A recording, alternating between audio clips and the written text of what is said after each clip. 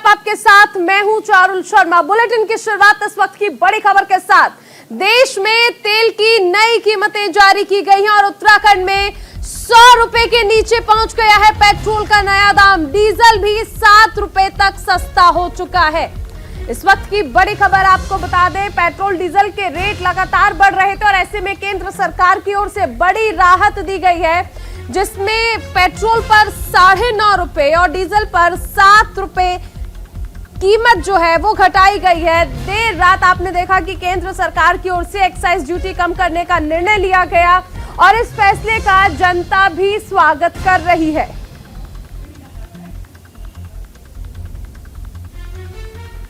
तो उत्तराखंड में 100 रुपए से नीचे आ गया है पेट्रोल।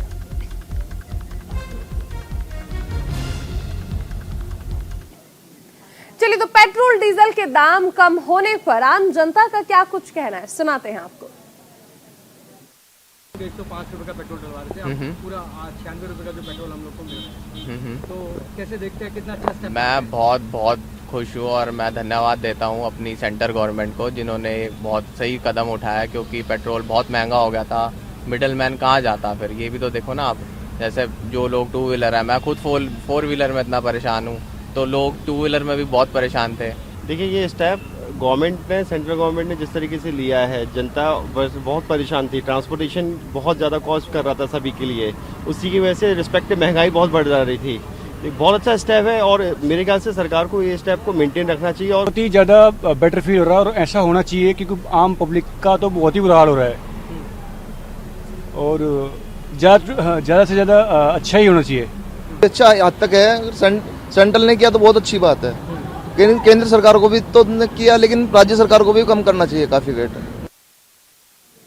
चलिए, अब आपको ग्राफिक्स के जरिए बताते हैं कि किस शहर में, किस जिले में आखिर पेट्रोल डीजल के नए दाम क्या हैं। चलिए, आप देख सकते हैं शहर पेट्रोल और डीजल के क्या रेट हैं। देहरादून में 95 रुपए 22 पैसे हो गई है पेट्रोल की नई कीमत और डीजल 90 रुपए 26 पैसे हो गया है। रुद्रपुर में 93 रुपए 63 पैसे पेट्रोल की नई कीमत है और अगर डीजल की बात कर ले तो 89 रुपए 82 पैसे जो है वो नई कीमत है। हरिद्वार में 93 रुपए 40 पैसे और वहीं हल्द्वानी में 94 रुपए 46 पैसे। ये पेट्रोल की नई कीमतें हैं, क्योंकि देर रात जिस तरह हम जिक्र कर रहे हैं, सेंट्रल गवर्नमेंट ने, केंद्र सरकार ने एक्साइज ड्यूटी कम कर दी है। और वही डीजल की बात कर लें तो 89 रुपए 58 पैसे ये नई कीमतें हैं हरिद्वार में डीजल की। ये आपको दिखाया जा रहा है कि शहर शहर यानी अलग अलग जगह पर क्या है पेट्रोल डीजल के नए दाम। देहरादून में पेट्रोल 95 रुपए 22 पैसे हो गया है, डीजल 90 रुपए 26 पैसे। वही अगर हम बात कर ले यहाँ पर हरिद्वार की तो 93 रुपए 40 पैसे ये पेट्रोल की नई कीमतें हैं। हल्द्वानी में 94 रुपए 46 पैसे नई कीमतें हैं पेट्रोल डीजल की, जो सारा जिक्र किया जा रहा है। रुद्रपुर में 93 रुपए 63 पैसे ये नई कीमतें हैं जो कि लागू हो चुकी हैं। लगातार ग्राफिक्स के जरिए हम आपको बता रहे हैं कि क्या है नई कीमतें। हमारे साथ हमारे संवाददाता, हमारे सहयोगी रोहित विक्रम सिंह और संजय पुंडीर भी बने हुए हैं। रोहित, बड़ी राहत दी गई है केंद्र सरकार की ओर से आम जनता के लिए।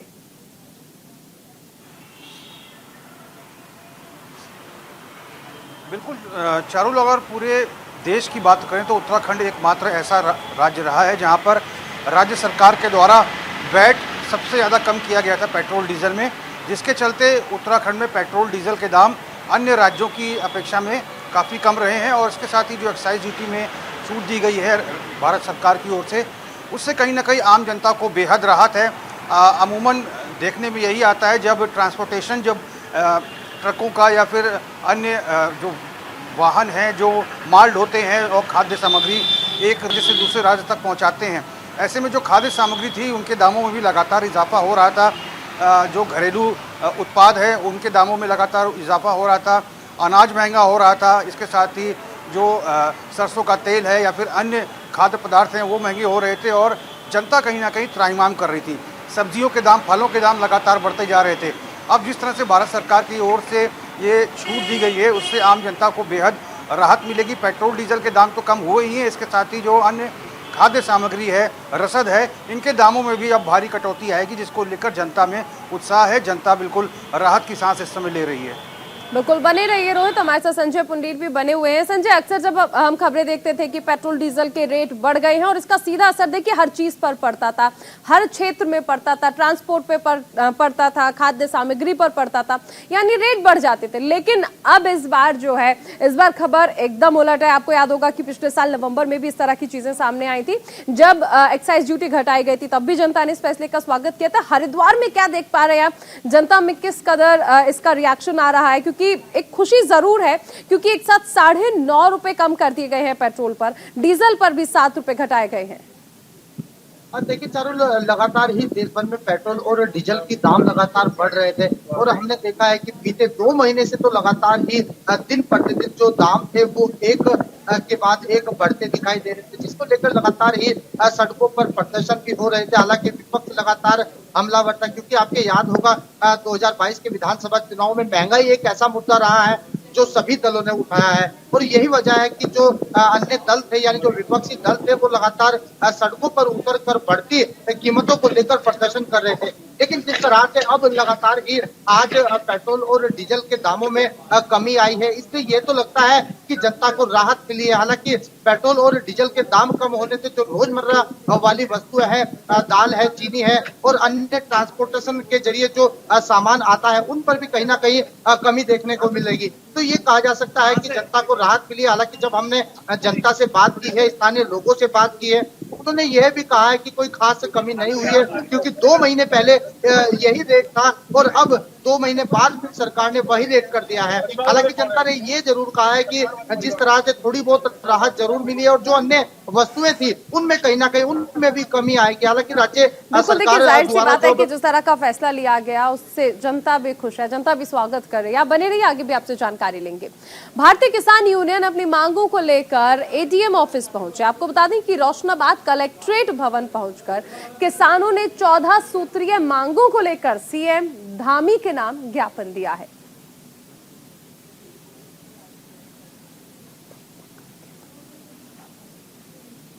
ज्ञापन दिया है, उसमें हमारे कुछ स्थानीय मुद्दे हैं और कुछ एक एमएसपी की गारंटेड कानून के लिए और किसानों को फ्री बिजली, 12 के लिए फ्री बिजली, खाद और बीज की जो समस्या आ रही है उसके लिए, और बहुत सारे 13 मुद्दे हैं इस तरह के। कुछ स्थानीय मुद्दे हैं, जैसे रुड़की में जो है अवैध वसूली स्कूलों द्वारा की जा रही है और एक स्कूल है उसके सामने जो है इतना जोड़ भरा हुआ कि आदमी पैदल भी निकल सकता, बच्चों को बहुत परेशानी हो रही। उसके सौंदर्यीकरण की जो गाथा गाते हैं ये लोग कि रुड़की सुंदर रुड़की, ये रुड़की, वो रुड़की, वहाँ का हाल उन्हें बताया गया है। सबसे पहली बात तो ये है कि बिजली वालों का जितना भी गलत रवैया हो रहा है आज की तारीख में, सबसे ज़्यादा उत्पीड़न शोषण जितना कर रही है वो बिजली महकमा कर रहा है। गरीबों को सताया जा रहा है, गरीबों को लुटा जा रहा है, उनसे अवैध तरीके से वसूली की जा रही है, उनके कट ना होने पे भी उनके कनेक्शन काटे जा रहे हैं। अभी 10 तारीख का वाकया हल्द्वानी के अंदर, पोल से मीटर के अंदर लाइट आ रही थी, लेकिन उसके बाद भी 2-3 केबल वहाँ से काट लिए गए। वो बहुत गरीब आदमी हैं। एक ज्ञापन प्रस्तुत किया है जो माननीय मुख्यमंत्री जी को संबोधित है और ये यहाँ से वहाँ तक ज्ञापन, इनकी जो मांग है वो पहुँचाई जाएगी। इसमें किसान आयोग का गठन लिखा है इन्होंने कि किसान आयोग का गठन जो मुख्य बिंदु हैं, दूसरा एमएसपी गारंटीड लागू के लिए, और उसके अलावा बिजली विभाग से इनकी कुछ शिकायतें हैं कि एक तो बिजली कटौती पे रोक लगाने के लिए है, फर्जी बिजली के छापेमारी करी जा रही है। इस तरह इन्होंने इसमें अपनी मांगे रखी हुई हैं। चलिए अब आपको ग्राफिक्स के जरिए समझाते हैं कि आखिर बीकेयू की सरकार से मांग क्या है, और ये हम आपको दिखाते हैं कि एमएसपी को लेकर कानून बनाने की मांग यहाँ पर की गई है और बिजली विभाग द्वारा फर्जी छापेमारी पर रोक लगाई जाए, इसकी मांग भी की गई है। सिंचाई के लिए मुफ्त बिजली भी मांगी है। हरिद्वार में बिजली कटौती पर रोक लगाने की मांग भी की गई है। युवाओं को रोजगार दिया जाए, ये मांगे भी हैं। तालाबों को दुरुस्त कर उनकी सफाई कराई जाए। ये हम बता रहे हैं कि बीकेयू ने सरकार से क्या क्या मांगे की हैं। एमएसपी पर कानून बनाने की मांग की गई है। किसानों को 10,000 रुपए पेंशन, बिजली विभाग द्वारा फर्जी छापेमारी पर रोक लगाई जाए, सिंचाई के लिए मुफ्त बिजली दी जाए। हमारे साथ हमारे संवाददाता संजय पुंडीर बने हुए हैं, हमारे सहयोगी है। संजय, एक फेहरिस्त है उन तमाम मांगों की जो कि बीकेयू की ओर से सरकार को सौंपी गई है।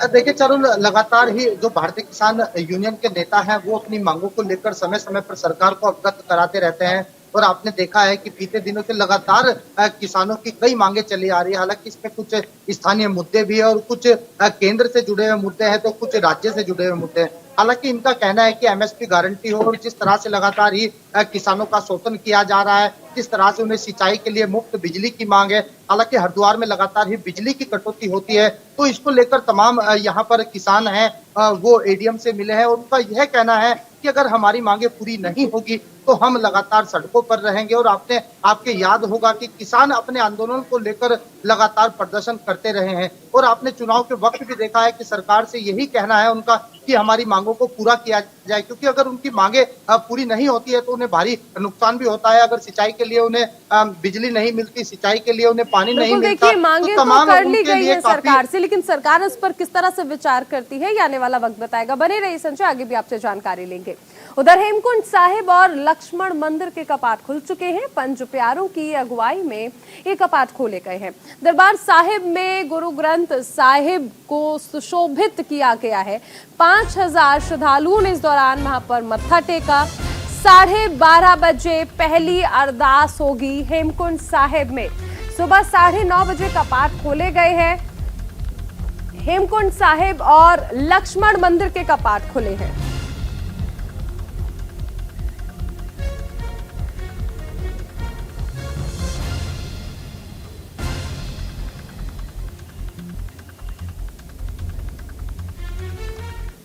चलिए, तो 2 साल के बाद ऐसा हो रहा है क्योंकि यात्रा सुचारू रूप से सरकार की ओर से आदेश दिए गए इसे चलाने के लिए, तो रौनक जो है कहा जा रहा है कि 2 साल बाद लौटी है। तो देखिए किस तरह का माहौल है। धाम में यात्रियों की संख्या को सीमित कर दिया गया और ये जो कार्य है ये चारधाम यात्रा के लिए भी किया गया है। बिना रजिस्ट्रेशन यात्रा की इजाजत जो है वो नहीं दी गई है। ये क्या क्या हम आपको बता रहे हैं कि रौनक तो लौट गई है, लेकिन क्या क्या चेंजेस किए गए हैं। घाटी में उल्लास का माहौल देखने को मिल रहा है। धाम में यात्रियों की संख्या को सीमित कर दिया गया है। पहाड़ों पर मौसम को देखते हुए भी लिया गया है और हर रोज 5000 यात्री जो है, श्रद्धालु जो है वो दर्शन कर पाएंगे और बिना रजिस्ट्रेशन यात्रा की इजाजत जो है वो नहीं दी गई है। और इसके साथ ही 2 साल बाद भव्य रूप से शुरू हुई है हेमकुंड साहिब की यात्रा। और देख सकते हैं कि जिस तरह जिक्र किया गया है कि यात्रियों की जो संख्या है उसे सीमित कर दिया गया है, इसका भी एक रीजन है, इसकी भी एक वजह है। रोहित हमारे साथ बने हुए हैं, हमारे सहयोगी। रोहित, देखिए बहुत सारे जो निर्णय लिए गए हैं हेमकुंड साहिब के लिए वो कहीं ना कहीं कहा जा सकता है कि चारधाम यात्रा में हमने जिस तरह की तस्वीरें देखी है उसे देखते हुए ही लिए गए हैं। जिस तरह रजिस्ट्रेशन अनिवार्य कर दिया गया है, इसके साथ ही जो श्रद्धालु हैं उनकी संख्या को सीमित कर दिया गया है। बिल्कुल चारुल, हेमकुंड साहिब जो है सिखों का एक धार्मिक स्थल है और विश्व प्रसिद्ध स्थल है। देश और विदेश से जो सिख समुदाय के लोग हैं वो हेमकुंड साहिब पहुंचते हैं और आज पूरी विधि विधान के साथ, धार्मिक रीति रिवाजों के साथ हेमकुंड साहिब के कपाट खुले हैं। 12:30 बजे पहली अरदास होगी और मुख्यमंत्री पुष्कर सिंह धामी ने तमाम अधिकारियों को निर्देश दिए हैं, क्योंकि चारधाम यात्रा चल रही थी और ऐसे में चारधाम यात्रा को लेकर भी सरकार के सामने कई चुनौतियाँ रही हैं। बहुत सारे ऐसे तीर्थयात्री रहे हैं जिन्होंने अपनी जान गंवा दी स्वास्थ्य कारणों के चलते। तो जो नियम और कानून चारधाम यात्रा के तहत श्रद्धालुओं पर लागू हो रहे थे, उन्हीं नियमों के तहत जो है हेमकुंड साहिब की यात्रा को भी संचालित किया जा रहा है। और इसके साथ ही आज की अगर बात करें तो आज जो पहला जत्था है वो रवाना हो चुका है और आज 2500 जो सिख श्रद्धालु हैं वो हेमकुंड साहिब के दर्शन करेंगे। पुलिस प्रशासन की तरफ से यात्रा मार्ग पर पूरी व्यवस्थाएं की गई हैं। जो चिकित्सा व्यवस्था जो है चारधाम यात्रा के तहत श्रद्धालुओं को दी जा रही थी वही हेमकुंड साहिब के श्रद्धालुओं को भी दी जाएंगी और जो नियम कानून जो बने थे चार धामों के लिए उन्हीं नियम कानून को फॉलो करते हुए इन सिख समुदाय के जो श्रद्धालु हैं उनको आना पड़ेगा।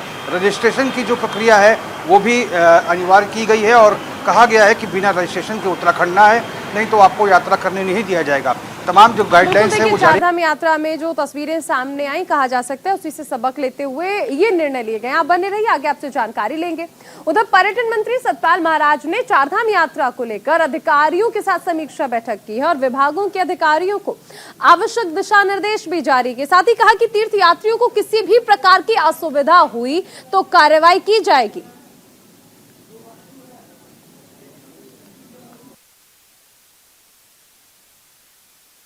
मैं इस क्षेत्र से जुड़ा हुआ हूँ, ये मैं पूरी समस्या यहाँ की मैं जानता हूँ और उसके अनुरूप हम लोग काम भी कर रहे हैं। और आपने देखा होगा कि रास्ते में भी इतना हमारा होम स्टे बन गए हैं, होटल्स बन गए हैं, यात्रियों के रहने के स्थान बन गए हैं, पर उसके साथ साथ हमारी ऑल वेदर रोड भी बन गई है। तो बहुत जल्दी ही यात्री यहाँ आ रहा है, तेजी से आ रहा है और क्लाइमेटाइजेशन नहीं होता है। तो ऐसी स्थिति के अंदर अभी आग्रह करेंगे कि आप रुक रुक के आएँ। और भी हमने डाइवर्सिफाई किया है, हमारे यहाँ हमने शाक्त सर्किट बनाए हैं, शेफ सर्किट बनाए हैं, वैष्णव सर्किट बनाए हैं। उर्गम वैली में जाइए आप, यहाँ पर हमारे थराली के अंदर जाइए, और भी जो बहुत से स्थान हैं वहाँ आप जाकर के देखेंगे तो आपको बहुत सुलभ वो जगह मिलेंगी, आपको आर्थिक धार्मिक लाभ भी मिलेगा। हमारे साथ हमारे सहयोगी संजय भी बने हुए हैं तमाम जानकारियों को लेकर।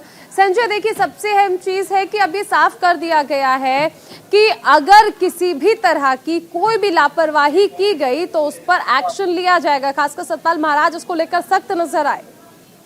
देखिए चारुल, सरकार चाहती है यात्री जो आते हैं उन्हें किसी भी तरह की दिक्कत ना हो, और यही वजह है कि लगातार राज्य सरकार बैठक कर रही है और संबंधित विभागों को लगातार निर्देश दिए जा रहे हैं। अगर यात्रियों को परेशानी होती है तो उनके खिलाफ कार्रवाई की जाएगी। हालांकि समय समय पर सरकार द्वारा गाइडलाइन भी जारी की जाती है, क्योंकि आपने देखा है कि मौसम खराब है उत्तराखंड में। ऐसे में मौसम विभाग द्वारा भी येलो अलर्ट जारी किया गया था कि भारी संख्या में जो यात्री हैं वो उत्तराखंड ना आए। हालांकि सभी धामों के लिए सीमित संख्या रखी गई है और यात्रियों से लगातार अपील भी की जा रही है कि आप सीमित संख्या में ही पहुंचे। और जिस तरह से अब यात्रा का जो पंजीकरण है वो भी बंद हो गया है, तो ऐसे में कहीं ना कहीं यात्रियों को थोड़ी बहुत तो दिक्कत हो रही है, लेकिन राज्य सरकार चाहती है कि किसी भी तरह की कोई दिक्कत ना हो। और आपने देखा है कि लगातार जो पर्यटन मंत्री है सतपाल महाराज, वो अधिकारियों के साथ बैठक करते हैं और जिस तरह से लगातार यात्रियों की मूलभूत सुविधाएं होती है, उसमें स्वास्थ्य से जुड़ी हो या चिकित्सा से जुड़ी हो, सभी बातों को तमाम व्यवस्थाओं को दुरुस्त करने का निर्देश दिया गया। बहुत शुक्रिया इस तमाम जानकारी के लिए संजय। उधर चारधाम यात्रा में समुचित व्यवस्थाओं को लेकर जिलाधिकारी राजेश कुमार लगातार अपनी नजर बनाए हुए हैं और औचक निरीक्षण कर हालात का जायजा ले रहे हैं। राकेश कुमार ने ऋषिकेश में यात्रियों की व्यवस्थाओं को लेकर निरीक्षण किया और अधिकारियों को आदेश दिए कि यात्रियों की हर सुविधा का ख्याल रखा जाए।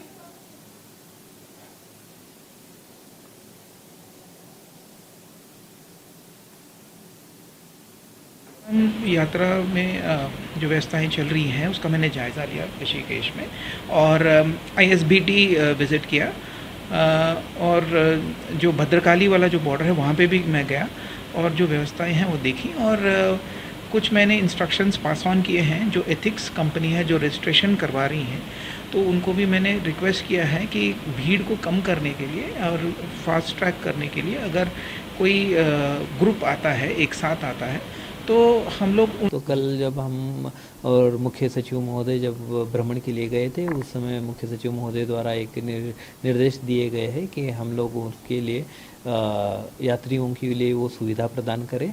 दूसरा ये था कि यात्रियों को अनावश्यक लंबी लंबी लाइनें में कतार में खड़ा रहने की कोई आवश्यकता नहीं है। अगर हम लोग टोकन व्यवस्था इंट्रोड्यूस कर देते हैं तो उसके चलते काफ़ी आसानी से वो उनको दर्शन मिल सकता है। बाकी समय जब उनको दर्शन में क्यू में लगना नहीं है, उस समय वो अगल बगल में अगर जाते हैं, घूमते हैं, तो स्थानीय भी व्यापार जो है उसको भी बढ़ावा मिलता है और जनरली भी जो है पर्यटकों के लिए, श्रद्धालुओं के लिए एक अच्छा उनका समय भी गुजरता है। तो उसके चलते मुख्य सचिव महोदय द्वारा निर्देश दिए गए कि वहाँ पर उधर चारधाम यात्रा पर हजारों की संख्या में प्रतिदिन आ रहे यात्रियों की सहूलियत को लेकर अगर हम बात कर ले तो हर ख्याल रखा जा रहा है। लेकिन इस बीच एक ऐसी खबर भी आई जिसने सभी को परेशान कर दिया, क्योंकि बड़ी खबर आ रही है कि उत्तराखंड में आम आदमी पार्टी को फिर से झटका लगा है। 300 से अधिक पदाधिकारियों ने इस्तीफा दे दिया है।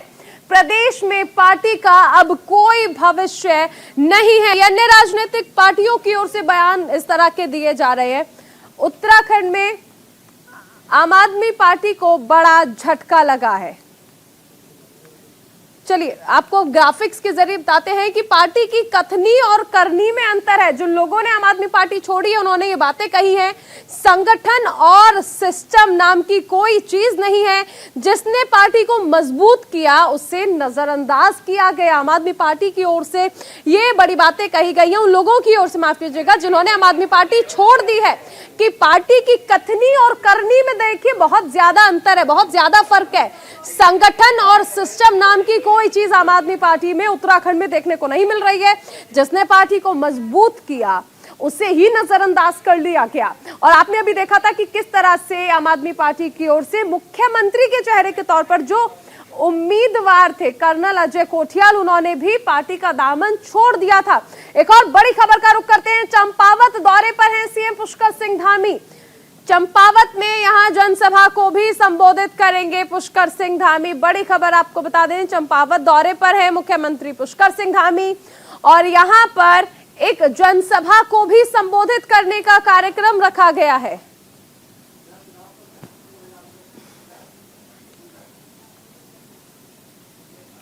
चंपावत दौरे पर मुख्यमंत्री पुष्कर सिंह धामी और सबसे अहम चीज है कि देखिए चुनाव को लेकर तमाम तैयारियां हैं और आम आदमी किस तरह से जनता से जुड़ाव जो है बीजेपी का वो चाह रही है बीजेपी, और सीधे आम आदमी के दिल तक पहुंचना चाहती है भारतीय जनता पार्टी, और इसीलिए लगातार चंपावत के दौरे कर रहे हैं मुख्यमंत्री पुष्कर सिंह धामी।